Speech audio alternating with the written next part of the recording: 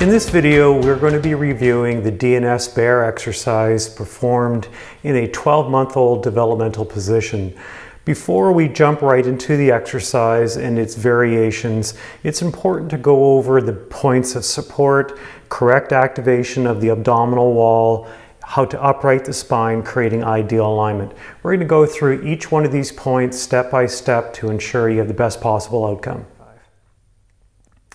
I like to start the bear exercise in the basic quadruped position so we can create adequate points of support, uprighting the spine, activation of the abdominal wall. It's easier to begin in quadruped and move up into bear later once we establish these points. So we want the upper extremity to be positioned so that the hand is relatively in line with the shoulder joint, but it's also going to be slightly wider than the shoulders. And the lower extremity is positioned so the knee is also in line with the hip, but slightly wider as well. We're going to go through the correct positioning of the hand and the feet as we go through the video. We also want to make sure that the head is lifted high towards the ceiling, so we're bringing the thorax, the rib cage, into approximation of the shoulder blades.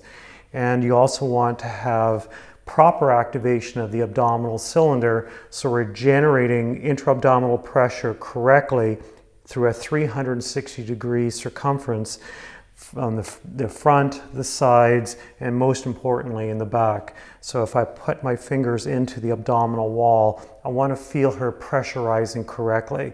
And it's important for her to be able to maintain that pressure through the duration of the exercise. Next, we're going to move into proper hand position.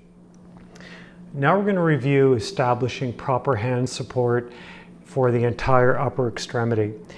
When the hand is on support, support is based through the hypothenar pad, the thenar pad, and all of the metacarpal heads, so that when the hand is on the ground and the middle finger is pointing straight forward, the fingers are going to be flared out and they're resting on the ground. They're not going to be gripping. So we don't want to see the hand pulling back like this or the fingers clawing on the ground. Another thing we never want to see is tenting of the hand, where the weight is shifting over towards the outside, towards the ulnar side like that, and this part of the hand is lifting off the ground. As soon as the weight shifts towards the outside of the hand, we're going to destabilize the entire shoulder complex. So with the hand on the ground, weight distributed evenly through the thenar, hypothenar pads across the metacarpal heads, we also want to make sure that the crease of the elbow, the cubital fossa, is pointing in the same line as the thumb. Now to do that, the shoulder has to be in relative external rotation. Now some people find it really difficult to externally rotate the hand, externally rotate the shoulder and keep the hand in proper support.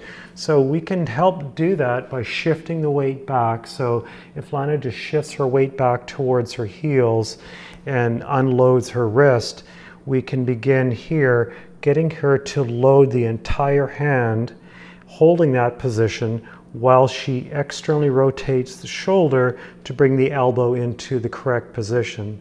Now from there, all she's going to do is shift her weight forward again, coming on top of the hands. The next thing we're going to need to do is to make sure that the shoulder blade and the thorax are in contact together so that we don't have winging of the shoulder blade. So to do this, she's going to feel the support of her hands, and she's going to lift her chest and her head away from her hands.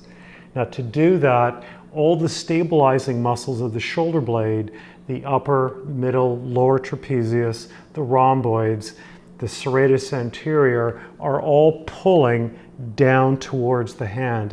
And by doing that, she's going to be lifting her thorax up to her shoulder blade. So we're pulling away from the hand, and the back of the head is lifting up towards the ceiling. Now that's establishing support through the hand, stabilization of the shoulder girdle, uprighting of the spine. Next, we're going to review establishing support of the feet. So next we're going to learn how to establish proper foot support for bear. Now ideally, as we noted before, that the knees are going to be in line with the hip. They can be a little bit forward from the hip, but the knees also need to be positioned slightly wider than hip width apart, about the same as hand support. And feet need to be positioned so that they're more towards the midline. Now ideally, the heel bone is going to be in line with the sit bone, the ischial tuberosity.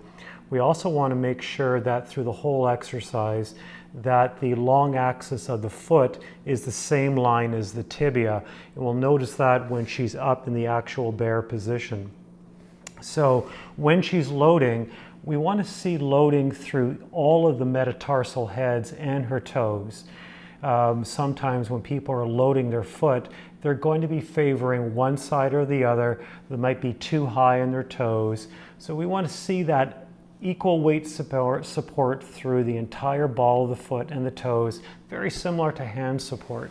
So go ahead and come on up into bear. And she's going to be lifting up into position like that.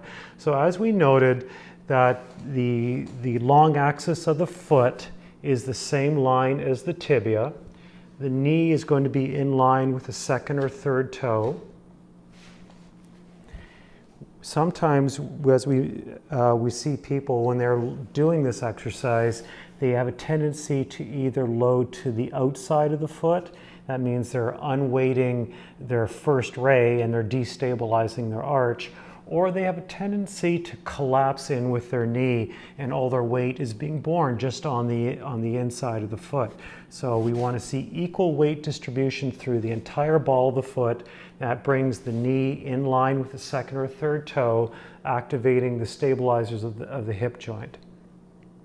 So that is the basic foot support for bear position. Okay, so now that we've established correct support through the upper extremities and lower extremities, we're going to begin to create uprighting of the spine and pressurization of the abdominal chamber. So from here, Lana's going to tuck her chin down to activate the deep neck flexors, and she's going to lift the back of her head towards the ceiling.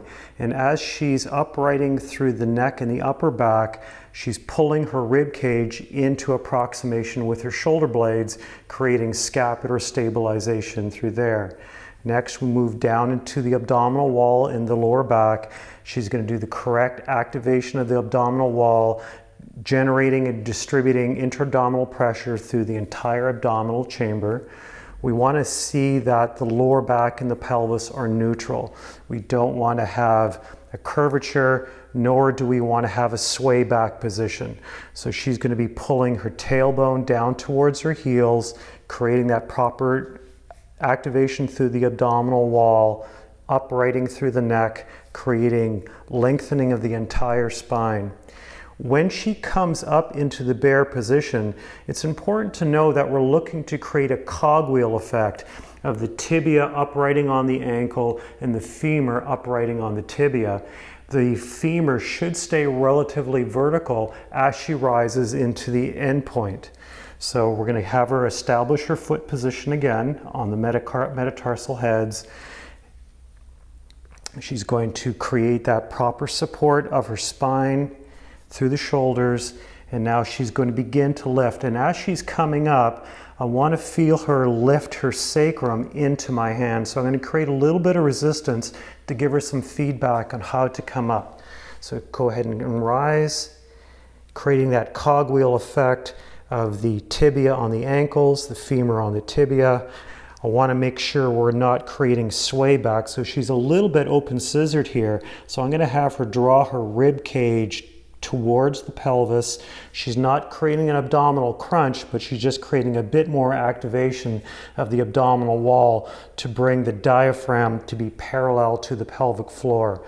Once she's here, again, it's lift that head towards the ceiling, externally rotate the shoulder. She's a little internally rotated, so we're going to externally rotate the shoulder.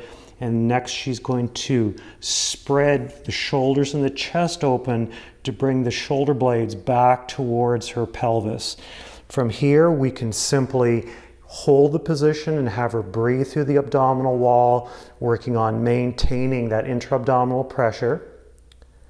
And she's doing that very well. Or we can create a flow of movement up and down.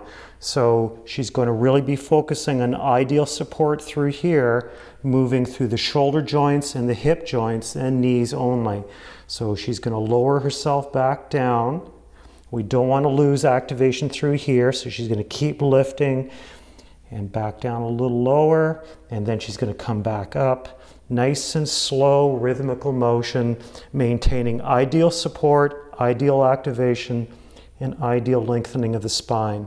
And back down, and then back up.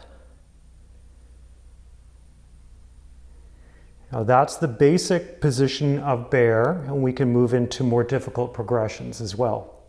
And back down. So far, everything we've done in the bear position has been based on 4 points of support.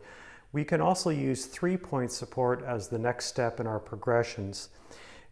When she comes up into bear, and she's going to begin to remove 1 point of support, it's really important that we're focusing on all that ideal activation, ideal lengthening of the spine, creating that support, and that we don't just automatically remove 1 point and try and hold.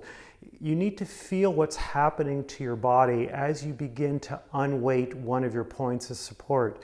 So if, for instance, she was begin to try and lift her left hand off the ground, she's going to feel what happens as I take a percentage at a time of that support from the hand off the floor. What's happening through her spine, her points of support? Is she twisting? Is one shoulder shrugging? Is one shoulder blade winging away from the thorax? So going slow, really feeling what the body's doing so we can maintain proper support and correct alignment. So let's have you come up into bear position.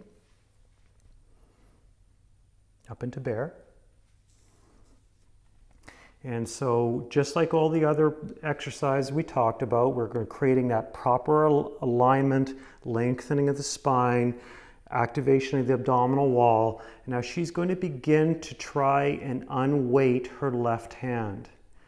A little bit at a time, really paying attention to what's happening here. And once that hand comes off the ground, she's going to just hold and then back down.